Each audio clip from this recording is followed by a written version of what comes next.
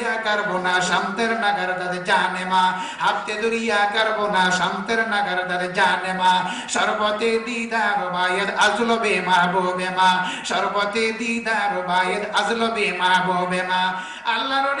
আল্লাহর কাছে এশকের সাগরে ডুব দিয়া কয়, এই দুনিয়ার মানুষ, আমার কলবে এশকের আগুন এমন ভাবে ধাও ধাও করে জ্বলে, হায় হায় রে, আমার যদি 7টা মহাসাগরের পানি পান করায় দেওয়া হয় তবু আমার এশকের আগুন নিভবে না। কিন্তু আমার নবী মাসুকের দিদার যদি একবার হয়ে যায়, আমার আল্লাহ মাসুকের দিদার যদি একবার হয়ে যায়, সঙ্গে সঙ্গে আমার কলবের এশকের আগুন ধপ করিয়া নিভিয়া যায়। যদি বলো সুবহানাল্লাহ। বাবা, এশকের আগুনের দাহন শক্তি অনেক বেশি, কি বলেন ঠিক না বেটি? হ্যাঁ, জাহান্নামের আগুনের দাহন শক্তি বেশি না এশকের আগুনের দাহন শক্তি? মানুষ জাহান্নামের আগুনকে ভয় পায়, আর মানুষের মধ্যে যারা আল্লাহর আশিক, নবীর আশিক, যার অন্তরে আল্লাহর ইশক, নবীর ইশক, এশকের আগুন দাও দাও করে জ্বলে, ওই আশিককে দেখলে জাহান্নামের আগুনে ভয় পায়। সুবহানাল্লাহ।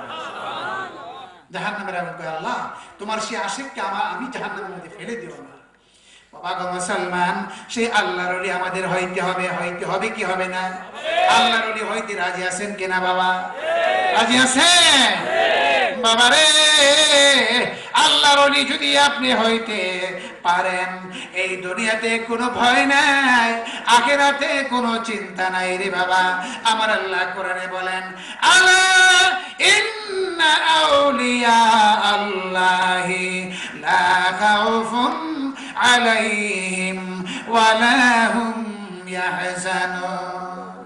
আল্লাহ, আমার আল্লাহ হরফে তানবিহ ব্যবহার করে, আল্লাহ খবরদার, সাবধান, হুঁশিয়ার, খবরদার, আমার ওলি যারা, আমার বন্ধু যারা, আমার দোস্ত যারা রে, ওই আমার ওলিদের দুনিয়ায় কোনো ভয় নাই। আমার ওলিদের সঙ্গে বেয়াদবি করিও না, আমার ওলিদের সমালোচনা করিও না, আমার ওলিদের মনে কষ্ট দিও না। কারণ জানি আমার ওলিরা আমি আল্লাহর কুদরতি জামার নিচে অবস্থান করে রে, আমি আল্লাহ ছাড়া তাদের আসল রূপ কেউই ধরতে পারে না। প্রমাণ, আউলিয়াই তাহাতা কাবাই লা ইয়ারিফুহুম গায়রি। আমার ওলিরা আমি আল্লাহর কুদরতি জামার নিচে অবস্থান করে, আমি আল্লাহ ছাড়া তাদের আসল রূপ কেউই ধরতে পারে না। বাবা, আল্লাহর ওলি আল্লাহর কুদরতি জামার নিচে অবস্থান করে, তার অর্থ কি? আল্লাহর কি কোনো জামা আছে? কি বলেন, জামা আছে?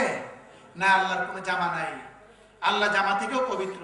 কিন্তু এক কথা, এখানে জামার কথা কেন বলা হয়েছে এটা তাবিল করতে হবে।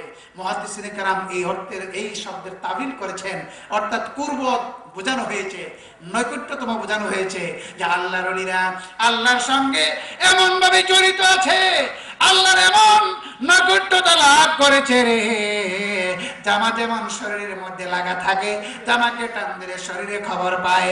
আল্লাহর ওলিদের সঙ্গে বেয়াদবি করলে সঙ্গে সঙ্গে আল্লাহর কুদরতি অন্তরে আঘাতে লাগিয়া যায়। আমার আল্লাহ সইতে পারে না। জোরে জোরে বলুন সুবহানাল্লাহ। মুসলমান অনুরোধ করে বলে যায়, আমি আমার আলোচনা দীর্ঘায়িত করব না, রাত অনেক হয়ে গেছে, আপনারা কষ্ট করে বসে আছেন। বাবারে, আমরা আল্লাহর ওলি হতে হবে। আমরা কেউ এই দেশে মানুষ না রে, এই দেশে চিরদিন থাকবার পারবো না।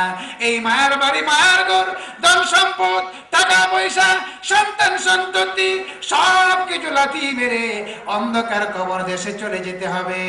যেই বাড়ি, যেই ঘর আসল বাড়ি, আসল ঘর, ওই ঘরে একবার যারা চলে গেছে রে, এই জীবনে আর ফিরে আসবে না। আসবে বাবা, আসবে? যেতে হবে কি হবে না? মওত আমাদের আছে কি নাই?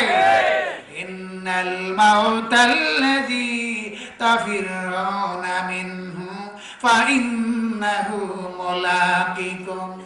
আমার আল্লাহ কয়, বান্দা হে বান্দা, তুমি মওত থেকে ভয় পাচ্ছ, হ্যাঁ, মওত থেকে এড়িয়ে চলছো, মওত তোমাকে যেন আর না ধরতে পারে।